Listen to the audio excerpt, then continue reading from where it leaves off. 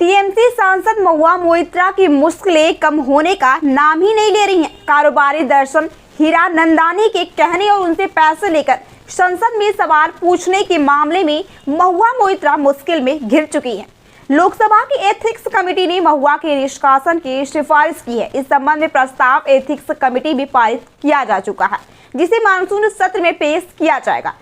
ऐसे में महुआ मोइत्रा की लोकसभा सदस्यता पर तलवार लटकी हुई है, लेकिन वो पहली ऐसी सदस्य नहीं है जिन्हें पैसे लेकर सवाल पूछने पर अपनी सदस्यता खोनी पड़ी है।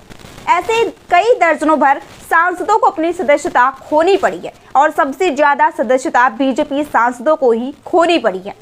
भारतीय राजनीति में सबसे पहले एचजी मुदगल की सदस्यता गई है। देश में आम चुनाव से पहले जब प्रोविजनल सरकार थी, तब एचजी मुदगल को बॉम्बे के बुलियन एसोसिएशन से पैसे और गिफ्ट लेकर सवाल पूछने के मामले में अपनी सदस्यता गंवानी पड़ी थी। 1951 में एचजी मुदगल पर बुलियन एसोसिएशन के पक्ष में माहौल बनाने के लिए संसद में सवाल पूछे गए थे, जिसके एवज में उन्हें 5,000 रुपए और गिफ्ट मिले थे। संसदीय समिति ने जांच करके रिपोर्ट तैयार किया, जिसके बाद संसद में वोटिंग हुई और एचजी मुदगल को इस्तीफा देना पड़ा। मुदगल देश के पहले ऐसे नेता नहीं थे जिन्हें पैसे लेकर सवाल पूछने के मामले में इस्तीफा देना पड़ा था।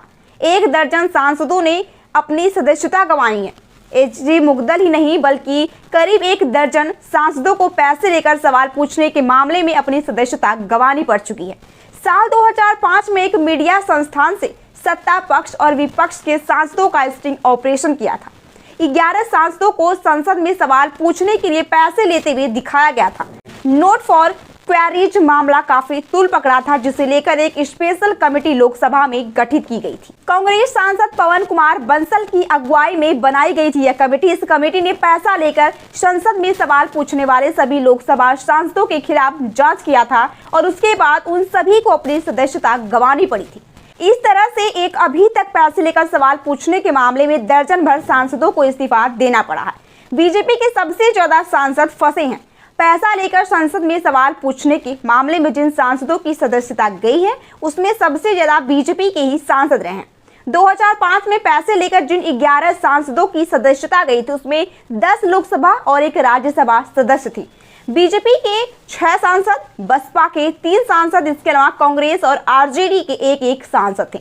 बीजेपी के राज्यसभा सदस्य छत्रपाल सिंह लोधा को बर्खास्त किया गया, तो लोकसभा सदस्य गंवाने वाले वाईजी महाजन, चंद्रपाल सिंह, अन्ना साहेब, एमके पाटिल, प्रदीप गांधी और सुरेश चंदेल थे। वहीं बीएसपी के एक लोकसभा सदस्यों को पैसा लेकर सवाल पूछने के चलते बर्खास्त किया गया था, जिनमें नरेंद्र कुमार कुशवाहा, लाल चंद्र कोल और राजा रामपाल थे। आरजेडी के मनोज कुमार और कांग्रेस राम सेवक सिंह को लोकसभा की सदस्यता गंवानी पड़ी थी। साल 2005 में 11 सांसदों को निष्कासन को लेकर संसद में लंबी बहस चली थी और उसके बाद मतदान हुआ तो बीजेपी ने वॉकआउट कर दिया था। ऐसे में बीजेपी की अनुपस्थिति में एक प्रस्ताव सर्वसम्मति से पास हो गया। कांग्रेस नेता ने प्रस्ताव पेश करते हुए कहा था कि भारत सबसे बड़ा लोकतांत्रिक देश है और पूरे देश इस मामले पर नजरें गड़ाए हुए हैं। हर निर्णय अदालत में नहीं हो सकता। हमें अन्य बातों से ऊपर उठकर सदन की गरिमा को ध्यान में रखते हुए फैसला लेना चाहिए। निष्कासन की जांच कर रही पवन बंसल समिति ने मामले से जुड़े बताए जाने वाले 11 सदस्यों को सदन से निष्कासित करने की सिफारिश की थी। इसके बाद बर्खास्त सांसदों ने अपने निष्कासन के मामले को लेकर अदालत में अर्जी लगाई, लेकिन सुप्रीम कोर्ट से भी राहत नहीं मिल सकी। सुप्रीम कोर्ट ने 2007 में एक फैसले ने सांसदों को निष्कासित करने के संसद के फैसले को बरकरार रखा।